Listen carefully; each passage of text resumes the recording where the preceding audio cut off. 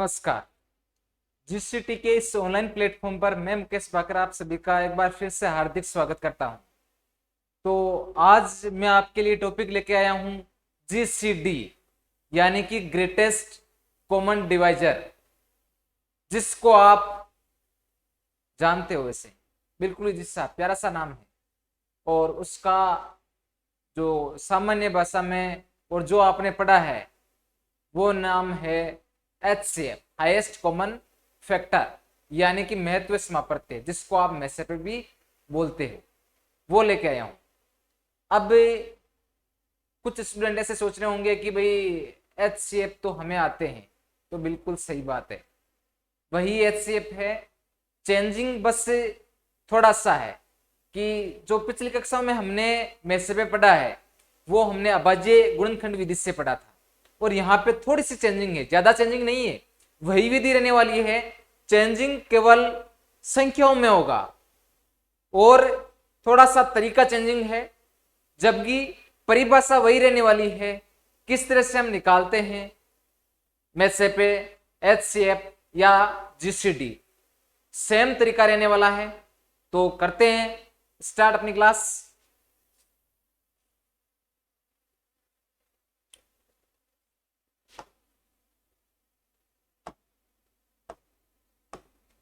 आज का अपना टॉपिक है जीसीडी,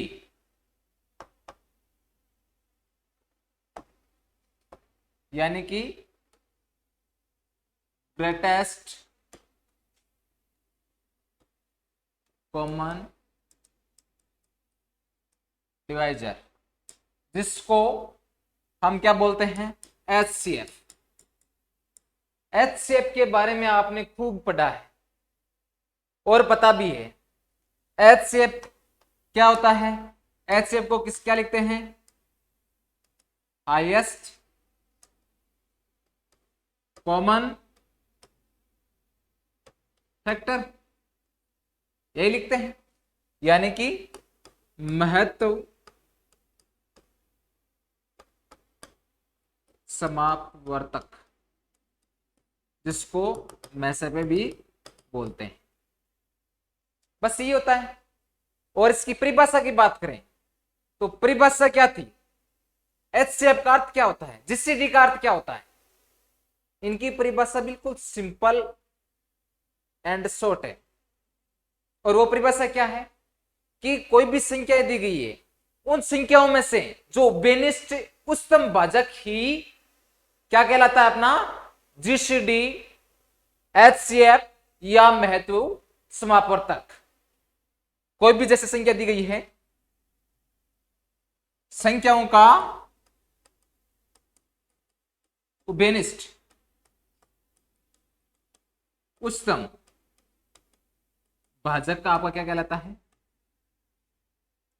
जीसीडी या HCF या ये वाला। क्लियर है? बस यही चीज आपके आने वाली है। आज का जो टॉपिक है वो केवल इसी पे डिपेंडेंट रहेगा, जीसीडी। नाम आ गया जीसीडी तो तुरंत आपको समझना है कि जीसीडी का अर्थ क्या होता है? ग्रेटेस्ट कॉमन डिवाइजर, या क्या कह सकते हैं, हाईएस्ट कॉमन फैक्टर, जिसको HCF से प्रदर्शित कर दिया जाता है। क्लियर है इतना? तो इतना क्लियर है तो बस ये सारे क्वेश्चंस, ये प्रश्नावली कंप्लीट हो चुकी है। यहीं पे जो जीसीडी, जो HCF हमने पिछली कक्षाओं में निकाला है, क्वेश्चन संख्या ही वही रहेगी, लेकिन तरीका थोड़ा सा चेंजिंग रहेगा। यदि आपने पिछली कक्षाओं में सही ढंग से पढ़ा है ना, तो ये जो मैं पढ़ाऊंगा अभी, तो उसमें आपको कुछ भी नहीं करना है, केवल आपको बोर्ड की तरफ देखना है। ध्यान केवल बोर्ड की तरफ होना चाहिए। क्या लिख रहा हूं मैं, कैसे लिख रहा हूं, यदि ये पता चल गया तो इस सारे क्वेश्चन से हल हो जाएंगे। ठीक है? अब देखना, इसमें जब तीन संख्या आ जाती है, इसमें कई बार क्या है, तीन संख्या दे दी जाती है, जैसे कि A B C दे दी। उनमें जब आप तीन संख्याएं दे दी जाती है, तीन संख्याएं हो, तीन दे दी ABC, उनका जब हम HCF या जीसीडी निकालते हैं तो हमें पता होना चाहिए कि पहले आप दो संख्याओं का निकाल लो और फिर है तीसरी संख्या के साथ में, या पहले इसे एक को ले लो और इन दो को ले लो, पहले इन दो का निकाल लो और फिर यहां से जो प्राप्त होता है उसका इस संख्या के साथ में हमें जीसीडी निकालना है, ग्रेटेस्ट कॉमन डिवाइजर निकालना है। इतनी बात क्लियर है? इतनी बात क्लियर है तो अब हम आ जाते हैं डायरेक्टली क्वेश्चनों पे। मुख्यतः जो चीज आपको बतानी थी वो मैंने बता दी है, अब आपको क्वेश्चनों पर कंसंट्रेट करना है, ध्यान केंद्रित करना है। क्लियर है? तो करते हैं शुरुआत। फर्स्ट क्वेश्चन है find GCD of the following. निम्न जो दिए गए प्रश्न है उनमें GCD common greatest common divisor HCF निकालना है। हमारे पास में संख्या दी गई है 117 एंड 45। पूरा क्वेश्चन इंग्लिश में है, देखो पूरा find GCD of the following, इसलिए इंग्लिश में लिखा है ताकि क्या है कि हिंदी में लिखते हैं ना तो टाइम ज्यादा लगता है, इसलिए इंग्लिश में लिख दिया है ना, तो आप लोग ये समझ जाना लैंग्वेज। तो हमारे पास में संख्या दी गई है 117 एंड 45, 117 एंड 45। इनका हमें जीसीडी निकालना है, एचसीएफ निकालना है, मैथव समापत्ति निकालना है। तो भाई क्या करेंगे, हमने अभाज्य गुणनखंड विधि पढ़ी है, उसके अकॉर्डिंग क्या करते हैं हम, अभाज्य गुणनखंड विधि के अकॉर्डिंग हम इस तरह से बना देते हैं, 117 और ये 45 बना लिए, बनाते हैं।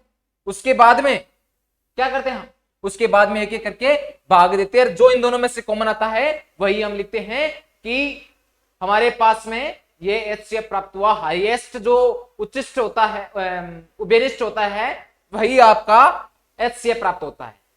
यहां पे हमें निकालना है जीसीडी, बात एक ही है, बस तरीका चेंजिंग रहने वाला है। देखना तरीका क्या रहेगा। हमारे पास में देखो संख्या दे दी 117 दे दी, तो आपको लिखना है 117 बराबर 45 और ये है 117। जो ज्यादा संख्या है उसको आगे लिखना है, जो कम है उसको लिखना है यहां पे, लिख दिया 45। कोई कंफ्यूजन नहीं है अभी तक, 45 यहां पे लिख दिया है। तो यहां पे आप देखो कि 45 को किसी संख्या से गुणा करें कि 117 हमारे पास में प्राप्त हो जाए, या 117 से जस्ट पहले वाली संख्या प्राप्त हो जाए। बताओ देखें, 2 से गुणा कर दें, ये कितने हो जाएंगे, 45 को 2 से गुणा किया तो हो जाएंगे 90, और 90 और 117 कितने बच गए, प्लस 27 बच गए। इसको नाम दे दो आप R1। 45 इंटू 2 कितने हुए, 90 हुए, और 90 में 27 जोड़े तो टोटली हमारे पास में 117 प्राप्त हो रहा है। तो उसमें कोई कंफ्यूजन नहीं है अभी तक। अरे हमने किया क्या है, केवल इसके टुकड़े तो किए हैं। हमारे पास में 2 संख्या दी हुई थी, 45 था, 117 था, तो 117 को हमने आगे लिखा और 45 के टुकड़े करके हमारे पास में 45 इंटू 2 प्लस 27 प्राप्त हुआ, हो गया। अब देखो ये तो हल हो गया, आगे संख्या लेनी अपने को 27 संख्या लेनी है, तो ये 27 ले ली मैंने। अब यहां पे आप देखो 27 संख्या ले ली, तो अब 27 है उसको किससे गुणा करेंगे, यहां पे हमने क्या किया, 117 लिया, 45 इंटू 2 किया, और हमारे पास में कितना प्राप्त हो गया, 27, यही प्राप्त हुआ ना। अब क्या करना है, अब लेनी है हमें 45, सॉरी 27 ले लिया क्या, 45। अब 45 को लो, कर दिया बराबर, यहां से उठाना है 27, जो शेष पर बचता है ना उसको यहां पे लिखना है 27, और ये भाजक था, इसी का भाग दिया ना, है ना, और ये भागफल था, तो हमने जो भाजक है ना उसको लिखना बाद में। यहां पे इस बात का थोड़ा ध्यान रखना कि जिस संख्या का हम भाग दे रहे हैं उसको यहां पे लिख रहे हैं, और शेषफल को यहां पे फिर लिखना बराबर में। तो यहां पे हमारे पास में कितना है 45, और यहां पे लिखना है 27, तो 27 को किस संख्या से गुणा करें कि हमारे पास में 45 प्राप्त हो जाए, या 45 से जस्ट पहले वाली संख्या प्राप्त हो जाए? 1 से 2 से गुणा करते कितने हो जाएंगे? 54 हो जाएंगे। तो 27 इंटू 1 प्लस शेष बल कितने बच गए भाई? 27 को 1 से गुणा किया 45 हो गए, तो 27 45 में से 27 निकालो तो 10 बच गए, वो 10 और 3 हो गए 13, 13 और 5 3 8 18 हो गए ने, हैं 18 हो क्या? 18 लग रहे हैं। तो ये हमारे पास में प्राप्त हो गया। अब बताओ, देखिए आगे वाले स्टेप, इसको नाम दे दो R2। अब यहां पे बताओ क्या संख्या लू भाई? भाग भाजक क्या था यहां पे? 27, तो 27 को लूंगा मैं, ये मैंने ले लिया 27 बराबर क्या होगा? बराबर किसको लिखूं मैं? 18। सेंसिबल को लिखना यहां पे। अरे जस्ट जैसे पहले वाले क्वेश्चन में किया था ठीक, अरे इस स्टेप में नहीं किया था कि हमने भाजक को लिया था और जो शेषफल था सेंसिबल को गुणा करके, और यहाँ पे शेषफल हमारे पास में प्राप्त हुआ था 18। तो उसी तरह से यहाँ पे लेंगे हम 27 और यहाँ पे क्या लेंगे? 18। अरे ये लेंगे ने, तो यहाँ पे 18 को अब किस संख्या से गुणा करें? बोलो देखें, 18 को किस संख्या से गुणा करें? 18 को फिर एक ही संख्या लग रही है मुझे, क्या और भी संख्या है? अरे और किसी संख्या से गुणा कर सकते हैं क्या? नहीं, तो 1 से गुणा कर दूं। 1 से गुणा किया तो शेषफल कितने बचेंगे? 18, और ये कितने बच गए? 28, 9 बच गए, 9 बच गए, 9 ही रहे, तो इसको नाम दे दूं R3। हो गया R3, R3 हो गया। तो अब भाई कौन सी संख्या लेंगे? 18। यहां पे भाजक क्या है? 18 है, तो हमने कौन सी संख्या लेंगे? 18 को लेंगे, और भाग किसका देंगे? 9 का। तो बताओ भाई 9 को किस संख्या से गुणा करें? 2 से कर दें। 2 से गुणा करेंगे तो कितना हो जाएगा? 18 प्लस कितना रहा शेषफल? 0। क्या यहां पे सिद्ध हो चुका है? अरे शेषफल यहां पे कितना बच रहा है? जहां तक शेषफल 0 नहीं बचता है तब तक आपको ऐसे ही करते रहना है, और जहां पर 0 प्राप्त हो जाए वहीं पे रुक जाना है, यहीं पर स्टॉपेज कर देना है कि भाई यहीं पे रुक जाओ, क्वेश्चन कंप्लीट हो गया। अब आगे कहां जाएंगे हम? हमारे पास में कोई भाजक ही नहीं बचा जिस संख्या का हम भाग दे सके, नहीं बच रहा नहीं यहाँ पे। तो ये जो संख्या थी 18, इसमें 9 का भाग दिया, 9 को 2 से गुणा किया तो हमारे पास कितना प्राप्त हुआ? 18 प्राप्त हुआ, और शेष रह गया अपने पास में 0। तो यहां पे है R4 संतुष्ट कर रहा है, तो हम क्या कहेंगे? R3 इक्वल टू 9 जिस अभिष्ट जिस के लिए R3 बराबर क्या है? 9। ये R3 यहां से 9 प्राप्त हुआ, और R4 इक्वल टू क्या प्राप्त हो गया? 0 प्राप्त हो गया ना इसमें। तो R4 संतुष्ट करता है कि भाजक जो 9 है वो यहां से संतुष्ट हो रहा है। तो R3 का मान कितना प्राप्त हुआ गया हमें? 9। यहां पे ध्यान रखना भाई, ये जो मान है बस यही है इसका विस्तार। क्या कोई कंफ्यूजन हुआ? नहीं हुआ ने, तो बस अगला क्वेश्चन भी ऐसे ही करना है, सेम ही। अगला क्वेश्चन ले लेते हैं, क्या है? 108 इंटू 243, 108 243, बस तरीका सेम ही रहने वाला है। तो 243 बराबर क्या कर दें? 108 कर दिया, 108। तो बताओ भाई देखें, अब 108 को किस संख्या से गुणा करूंगी हमारे पास में 243 प्राप्त हो जाए? 3 से गुणा करूंगा ज्यादा हो जाएगा मुझे लग रहा है, 2 से गुणा करता हूं। तो 2 से गुणा करूंगा तो ये कितने हो जाएंगे? 108 इंटू 108 कितने हो गए? 216। तो 216 में से 43 में से 216 निकालो, कितने बच गए यहाँ पे? 7, और यहाँ पे 3 बच गए, 3 2 27 बच जाएंगे क्या? 27 बच रहे हैं, प्लस 27, 216, 7 और 6 13 हासिल किए, 1 3 2 4, हाँ ठीक है। तो 108 इंटू 2 प्लस 27 यही रहा। हमने यहां पे 243 को आगे ले लिया, 108 से किसी संख्या को गुणा किया, और यहां पे कोई संख्या थी वो थी 2, क्योंकि 3 से गुणा करने पर 243 से ज्यादा हो रही है संख्या, तो अपने को 2 संख्या तक ही लेना है। तो 2 संख्या तक ले लिया हमने, 108 इंटू 2 प्लस 27, यानी कि 216 प्राप्त हुए। 216 में 27 जोड़ने पर हमारे पास में 243 से प्राप्त होंगे। तो अगली संख्या कौन सी लेंगे भाई? यहां पे अगली संख्या हम लेंगे 108। ये 108 ले लिया। तो 108 बराबर बताओ क्या लिखूं भाई? 108 बराबर क्या लिखूंगा? जो हमारे पास में शेषफल बचा, शेषफल कितना रहा? 27, 27। तो ये रहा 27। अब 27 को बताओ देखे भाई, इसको नाम देना चाहते हो R1 दे दो। बताओ देखे 27 को किस संख्या से गुणा करूं मैं? बोलो। 4 से गुणा कर दूं? अरे 4 से गुणा करूंगा तो कितना हो जाएगा? 28, 28 और 2 10 से 108 प्राप्त हो रहा है। प्लस कितना हो गया? 0। कितना प्राप्त हो गया? 0। तो यहां पे R2 बराबर 0 संतुष्ट कर रहा है।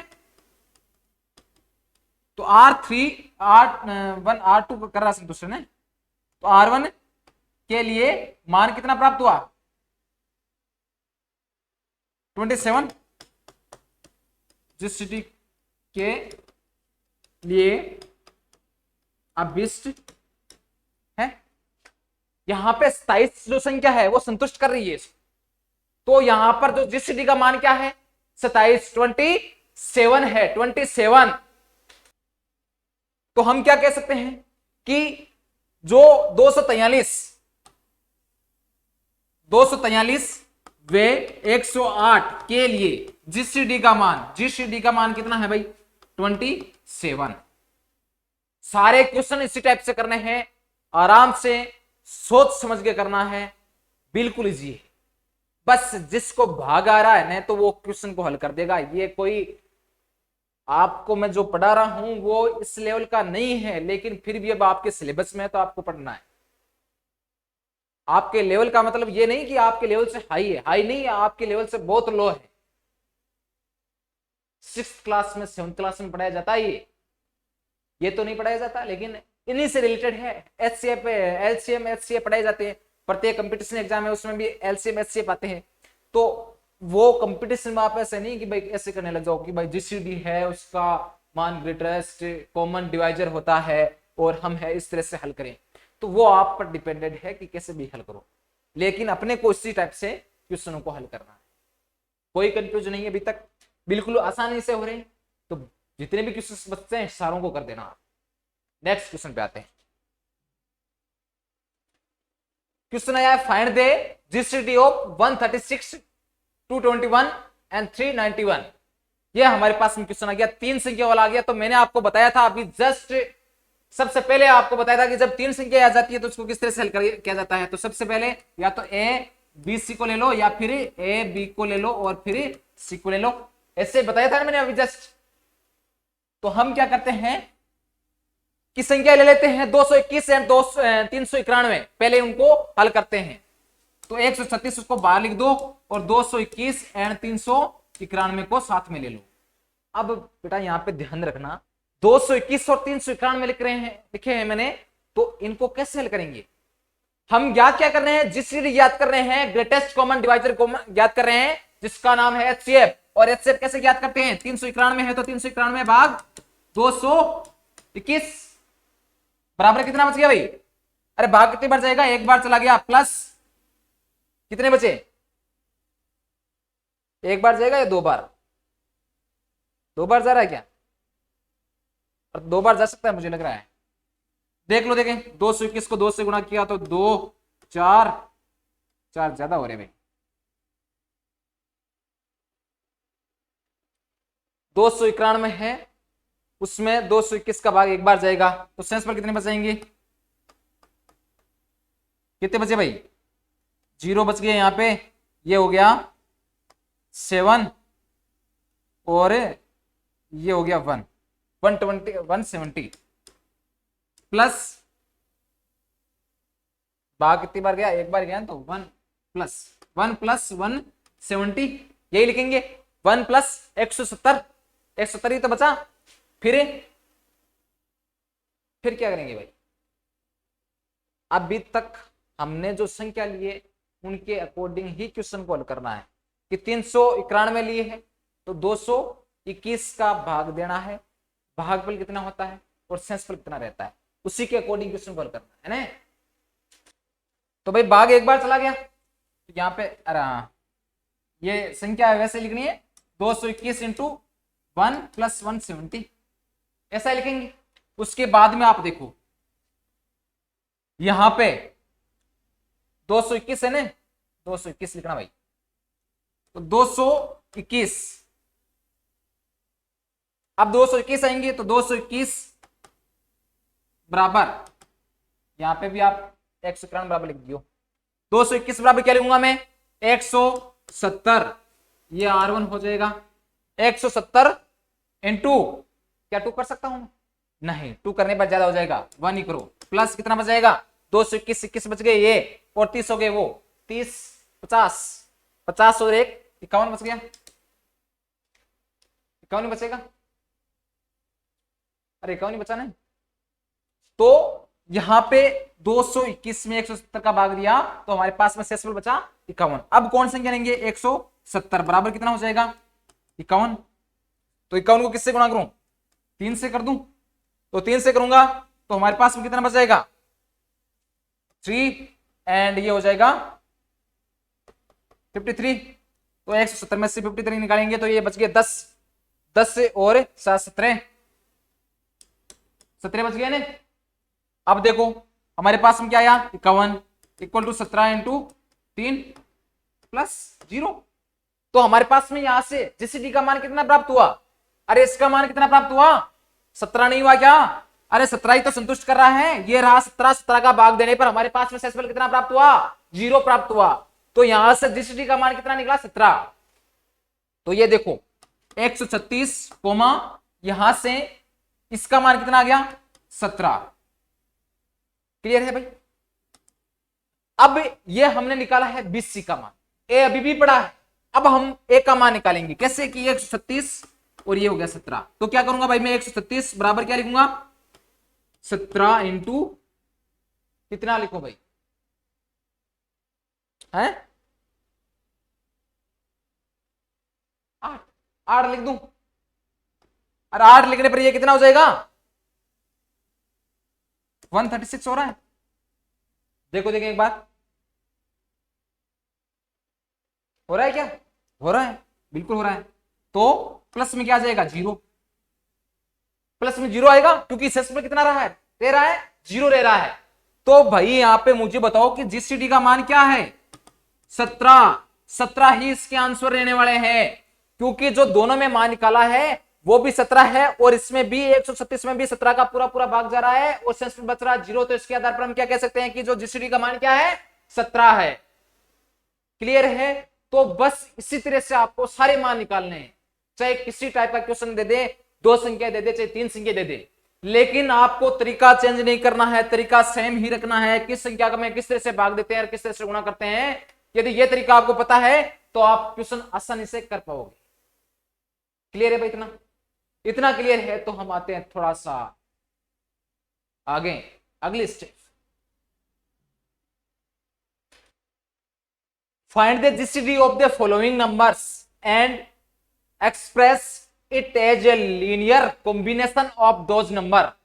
कि जीसीडी जो दिए गए संख्याएं हैं उनका जीसीडी का मान निकालो और रेखीय जो संयोजन है उसमें उनको व्यक्त करना है, यानी कि जो हमारे पास में एक्स और वाई के मान है वो भी निकालने। एक्स और वाई क्या है यहाँ पे, ये अभी हमें जब क्वेश्चंस करेंगे तो पता लगाएंगे, प्राप्त करेंगे। उससे पहले हमें क्या निकालना है, फाइंड द जीसीडी। ये आ गया भाई नाम, ग्रेटेस्ट कॉमन डिवाइजर। जीसीडी नाम आ गया तो जीसीडी नाम आते ही आंसर तो आ गए मुझे लग रहा है। आंसर आ गए हैं तो करते हैं। सबसे पहले लेते हैं क्या, ये वाला 28 एंड 49। तो बोलो भाई कौन संख्या लू, पहले 49 ले लिया, तो 49 ले लिया तो 49 बराबर क्या हो जाएगा, 28 इंटू कितना लिखूं, 1 ही लिखूंगा, 1 लिखा, प्लस कितना हो जाएगा, 49 में से 28 निकालो भाई, ऐसे निकालेंगे, बच गया 1, ये बच गया 2, 21 बच गए, है ना, 21 रहा प्लस 21।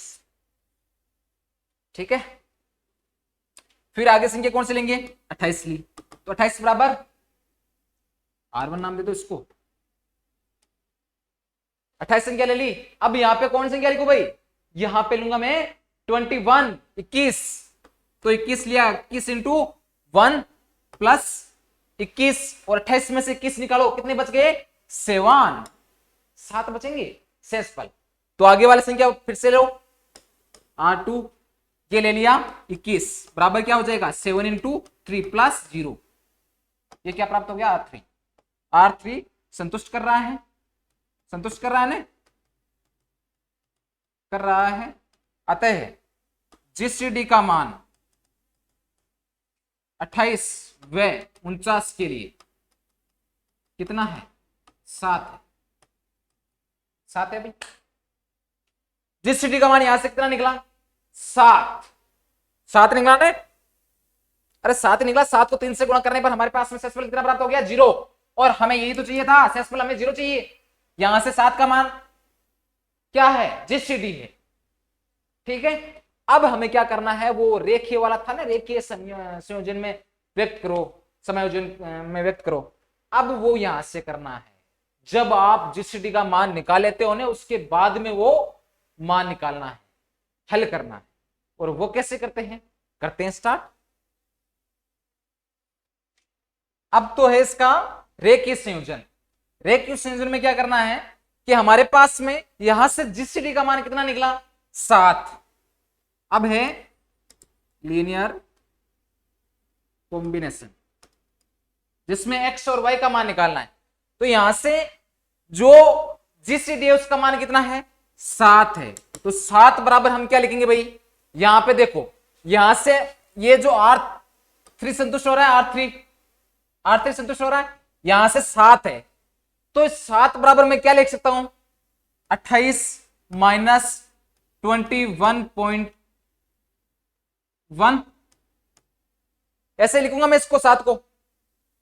अरे ये यहां पे देखो आप 7 है, तो 7 बराबर क्या होगा? 28 माइनस 21.1, ये लिख सकता हूं मैं। अब यहां पे आप देखो 28 से 28 को रहने दो है जैसे कि जैसे, माइनस ये जो डॉट 1 है उसको तरफ दो बाहर, और यहां पे इसके जस्ट पहले वाली संख्या जिसमें 21 है यहां पे, तो इस 21 की जगह मैं क्या लिख सकता हूं? इस 28.1 को उधर भेज देंगे, तो ये कितना हो जाएगा? 49 माइनस 28.1। एम आई राइट? अरे सही है क्या? अरे 21 यहां पे है, इस संख्या को मैंने 21 की जगह लिखा है, ओनली 21 की जगह, इसी संख्या की जगह लिखना है। और यहां से इस R1 में 21 का मान क्या निकलेगा? 49 माइनस 28.1, यही होगा। तो यहां पे ये देखना आप, 28 माइनस ये हो जाएगा आपके 49, माइनस माइनस ये हो गया प्लस 28.1, तो 28 बच जाएगा। तो ये हो गया 28 माइनस 49 प्लस 28, क्लियर है इतना? तो यहां पे ये जो मान है 28 प्लस 28.1 है, यहां पे भी .1 है, तो ये हो जाएगा 2.28 लिख सकता हूं मैं, माइनस 49। तो हमारे पास में जो क्वेश्चन था वो क्वेश्चन क्या है? 28x minus 49y। तो यहां पे जो गुणांक है उस गुणांक का मान क्या क्या है? x का मान यहां पे क्या है? x बराबर 2 एंड y बराबर क्या है? माइनस का 1। बस यही जो है आपके रेखीय संयोजन है, लीनियर कॉम्बिनेशन है, कुछ भी नहीं करना। यहां पे जो मान आया है, गुणांक आया है 28 का क्या है? यहाँ पे 2 है, और यहाँ पे क्या है? माइनस का 1 है, माइनस का 1 है। तो बस यही x और y के मान है। अब देखो नेक्स्ट क्वेश्चन, नेक्स्ट क्वेश्चन कहां पे? तो अब ये क्वेश्चन है 119 इंटू एंड 272। तो इनका सबसे पहले हम निकालेंगे जीसीडी। तो सबसे पहले क्या लिखूंगा मैं? 272 इक्वल टू 119, यानी कि 272 को किस संख्या से गुणा करूं कि ये हमारे पास में प्राप्त हो जाए या फिर कुछ शेषफल बच जाए? तो 119 को मैं 2 से गुणा करूं तो ये हो जाएंगे कितने? 238 हो जाएंगे, और 72 है तो प्लस कितने बच गए? 34। क्लियर है? अब आगे की जो संख्या है इसको नाम दे दो R1। आगे की जो संख्या है वो क्या होगी? 119 119 लेंगे। अरे बजे क्या यहाँ पे 119 है तो हम अगली संख्या लेंगे 119। सेंसिबल क्या रहा 34, तो ये ले लिया 34। अब इसका भाग देंगे इसमें, कितनी बार जाएगा भाई, किससे गुणा करें कि 119 प्राप्त हो जाए, 3 से या 4 से,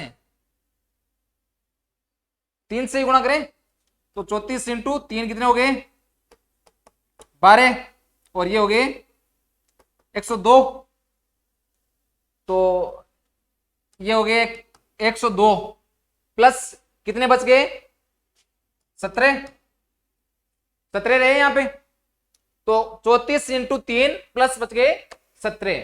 अब जो अगली वाली संख्या वो होगी क्या 34, 34, इसको नाम दे दिया R2, ये ले लिया अगली संख्या 34,